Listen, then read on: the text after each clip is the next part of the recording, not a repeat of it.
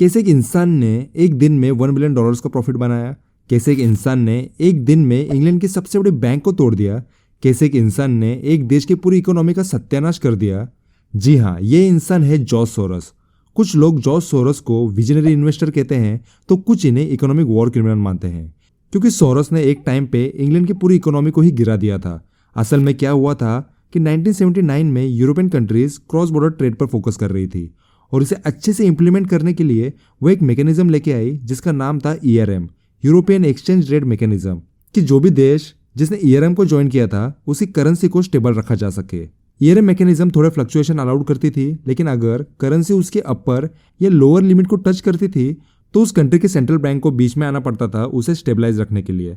For example, अगर England का pound 6% से ज़्यादा ऊपर जाता है तो बैंक ऑफ इंग्लैंड को पाउंड की सेलिंग करके उसे नीचे लाना पड़ता था, और अगर पाउंड 6% से ज़्यादा गिरता था तो उसे बाइंग करके उसे ऊपर लाया जाता था। ऐसा ये सिस्टम था। लेकिन कौन से भी देश की करेंसी को स्टेबल रखने के लिए उस देश की इकोनॉमी का स्टेबल रहना ज़रूरी है। और 1992 में इंग्लैंड की इकोनॉमी बहुत मंदी में चल रही थी, इन्फ्लेशन बढ़ रहा था और इकोनॉमी बहुत स्ट्रगल कर रही थी। लेकिन इसके बाद भी इंग्लैंड उनकी करेंसी को स्टेबल रखे हुए थी, और ये रियल अपॉर्चुनिटी जॉर्ज सोरोस को दिखी।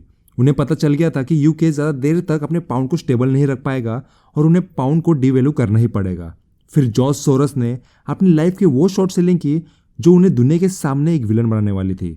जॉर्ज सोरोस ने पाउंड के अगेंस्ट $1 बिलियन की बेट लगाई और उसे बाद में बढ़ा के 10 बिलियन कर दिया। फिर क्या होना था, इंग्लैंड ने अपने पाउंड को स्टेबल रखने की बहुत कोशिश की, लेकिन आखिर में जॉर्ज सोरोस के सामने उन्हें हार माननी पड़ी और 16 सितंबर 1992 को इंग्लैंड को ERM से बाहर आना पड़ा और पाउंड की वैल्यू उस दिन 25% से भी ज्यादा गिरी। और इस तरह जॉर्ज सोरोस ने बैंक ऑफ इंग्लैंड को तोड़ दिया और $1 बिलियन का प्रॉफिट बनाया।